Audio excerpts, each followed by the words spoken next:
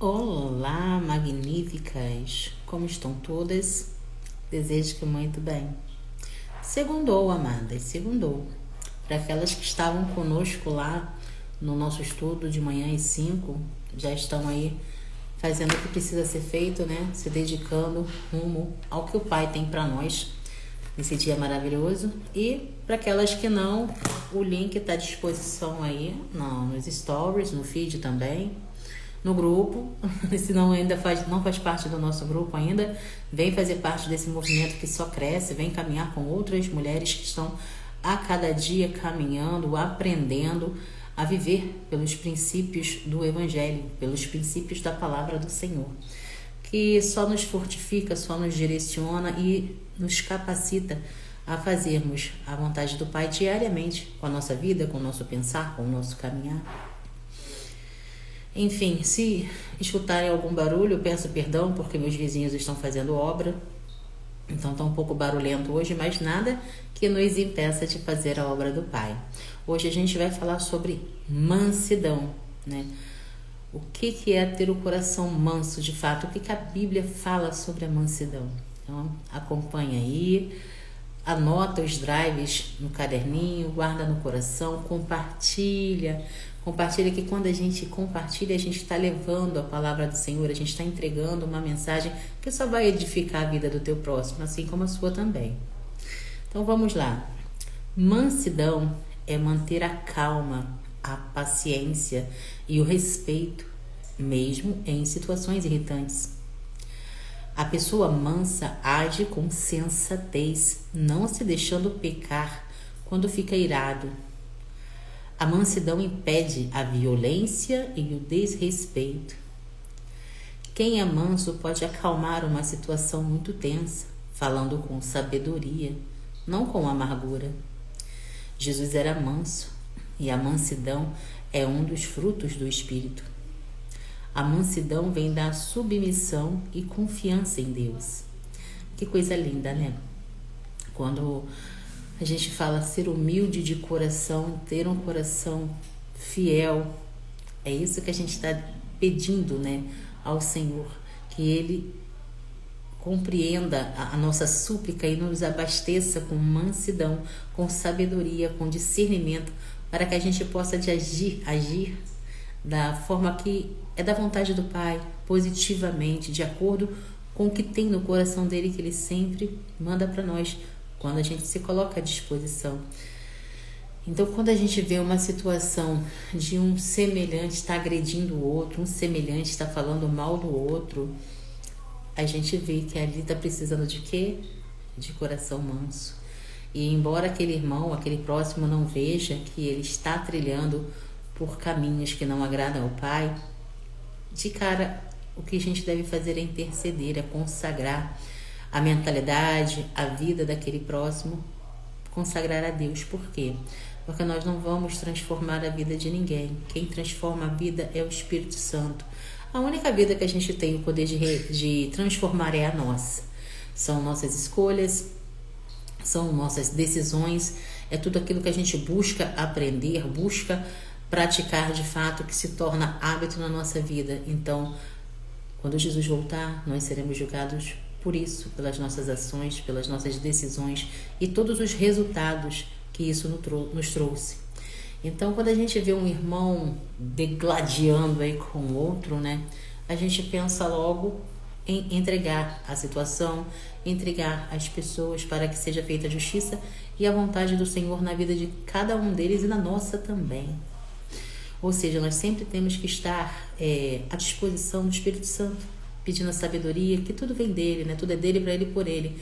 Nós só precisamos nos colocar disponíveis e termos a ousadia de nos posicionarmos de acordo com o que ele nos chamou. Então, vamos entender na prática o que é mansidão na Bíblia.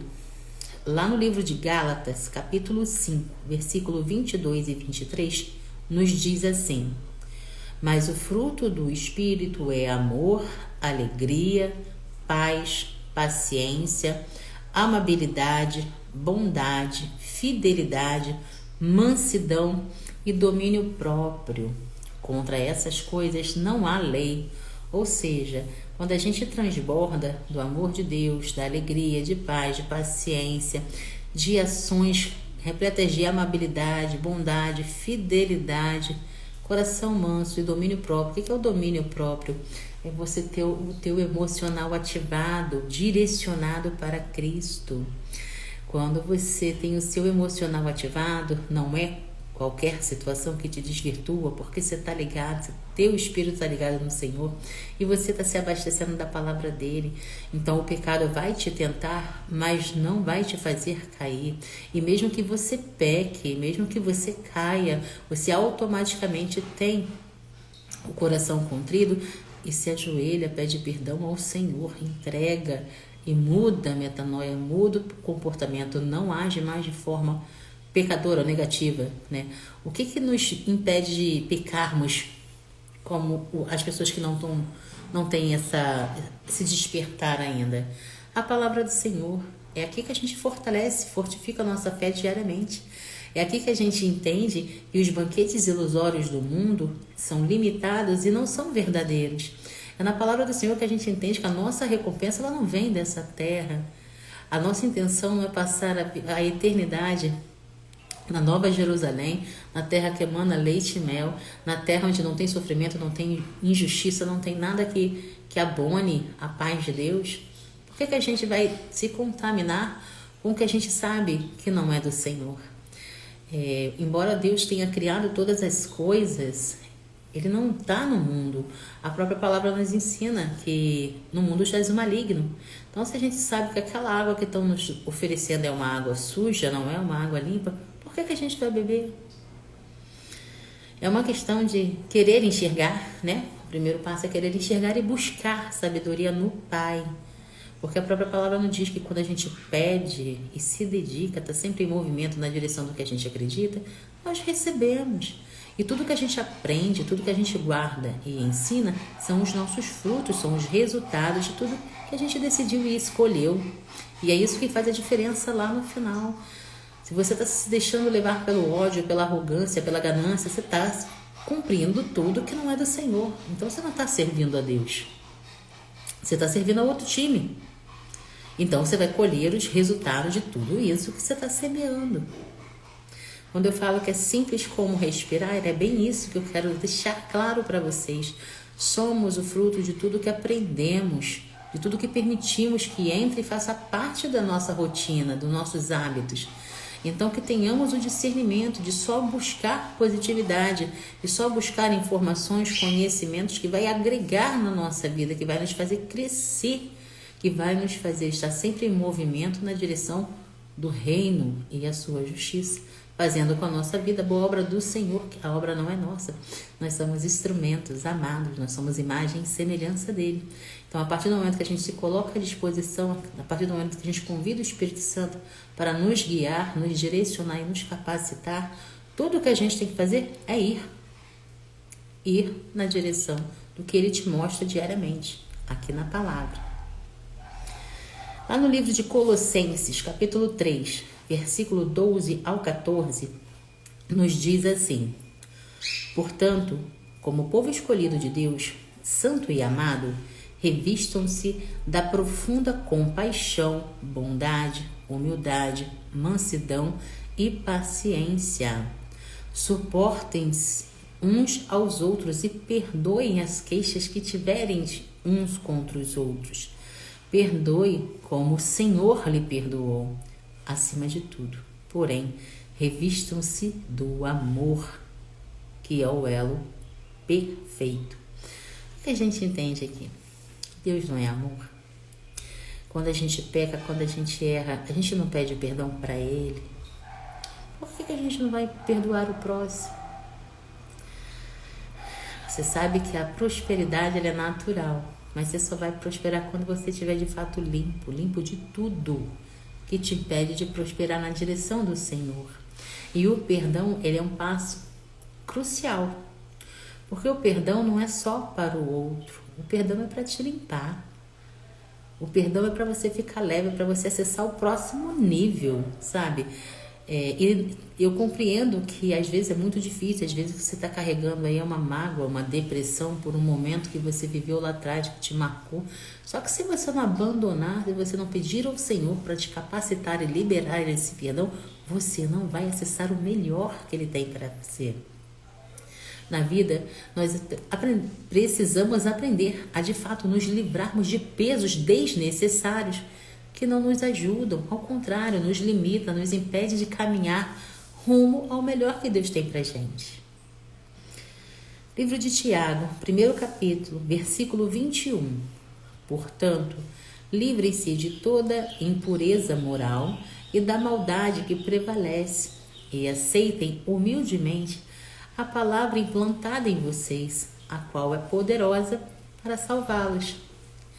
Quando a gente entende que tudo que a gente tem que fazer é de fato se livrar da maldade, é de fato deixar Deus entrar no nosso coração e dominar sobre as nossas emoções, sobre a nossa vida. Ele é a nossa direção, né? Uma vez que a gente sabe que o negativo não nos ajuda, só nos atrapalha, nos faz sofrer, causa contenda, destrói famílias, enfim, nos trava de todas as formas.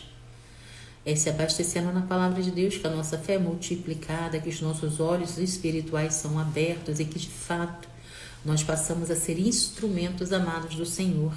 A gente leva o nosso conhecimento, a gente compartilha a palavra e faz com que o que o Espírito Santo quer seja realizado através de nós. Quando a gente fala que é canal de bênção, é porque às vezes o que eu estou falando aqui é o que você precisa escutar, é o que você tem que guardar no teu coração, aprendendo e praticando a cada dia o que você aprende na palavra.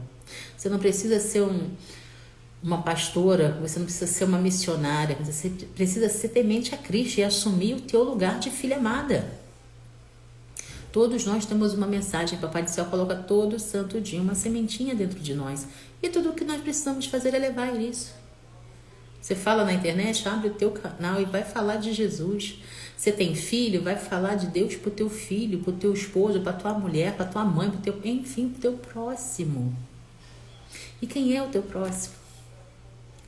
Agora, nesse momento, o meu próximo é você que está me ouvindo. Então, estou aqui falando para você. Mas fora do virtual, o meu próximo é aquele que está ao meu lado. Então, nós só temos que abrir a boca e professar, compartilhar com os outros o que a gente sente, o que Papai do Céu nos mostra. E, principalmente, dentro de tudo que nós aprendemos na palavra dele.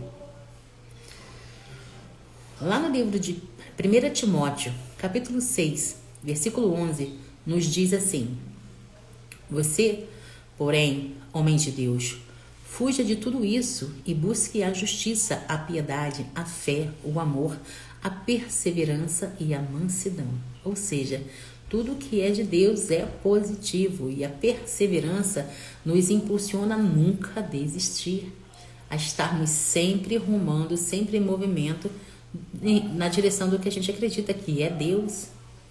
Porque quando a gente deixa a dúvida entrar dentro do nosso coração, nós já diminuímos a velocidade e permitimos que uma sujeira entre dentro de nós. E essa sujeirinha, se ela não for tratada, ela vai crescer. E ela crescendo vai sempre te afastar do Senhor. 1 Pedro, capítulo 3, versículo 15 e 16, nos diz assim: antes, santifiquem Cristo como Senhor em seu coração. Estejam sempre preparados para responder a qualquer pessoa que pedir a razão da esperança que há em vocês.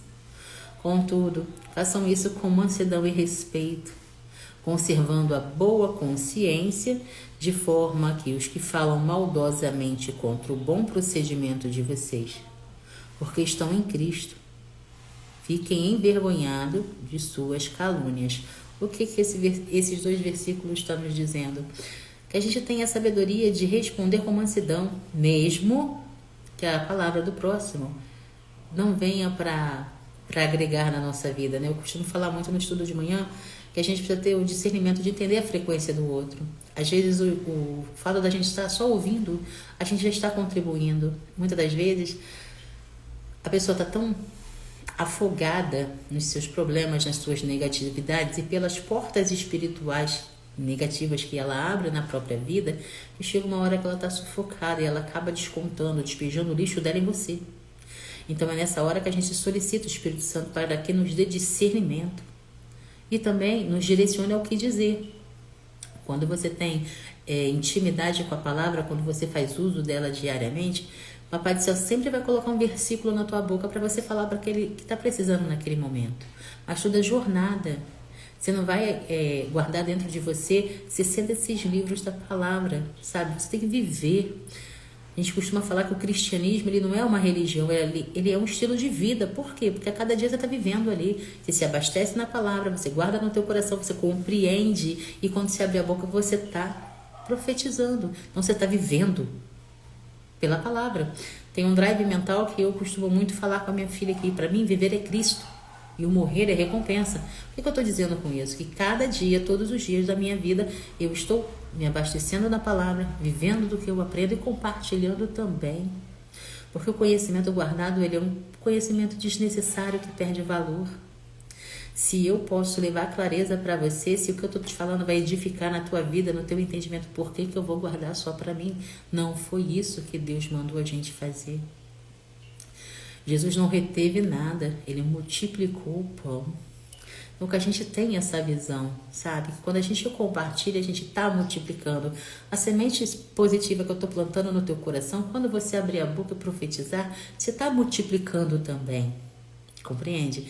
E assim vem sendo desde a época de Jesus até hoje, e assim sempre será. Porque a própria palavra diz que no dia que em todo mundo, em toda a face da terra, todos tiverem conhecimento de Jesus, ele voltará. Então cabe a nós fazermos o nosso trabalhinho de formiguinha. E carinhosamente, como eu chamo João Batista, né? A voz que clama no deserto somos nós, clamando no dia de hoje, clamando pela sabedoria de Deus, caminhando pelo direcionamento, caminhando pelo discernimento de estar sendo de fato canal de bênção, luz e sal na terra, como a palavra de Deus nos incentiva a ser. Também no livro de Gálatas, capítulo 6, primeiro versículo, diz assim: Irmãos, se alguém for surpreendido em algum pecado, vocês, que são espirituais, deverão restaurá-lo com mansidão. Cuide-se, porém, cada um, para que também não seja tentado. Porque o inimigo, ele é astuto, né? Como diz a Damares, ele é muito bem articulado. Então, às vezes você está vendo um irmão no erro e você chega para aconselhar, para acalmar, enfim, para fazer o que o Papai do Céu te mandou naquele momento, e ao invés de você levar a cura, você se permite sujar pela mesma água que aquele irmãozinho está se sujando. Então, tenhamos atenção, chama-se discernimento, que a cada situação, em todos os momentos do nosso dia, o discernimento do Senhor esteja sempre sobre nós. Livro de Provérbios, capítulo 29, versículo 22, nos diz assim: O homem irado provoca brigas e o gênio violento comete muitos pecados. Aqui a gente já entra na parte do emocional.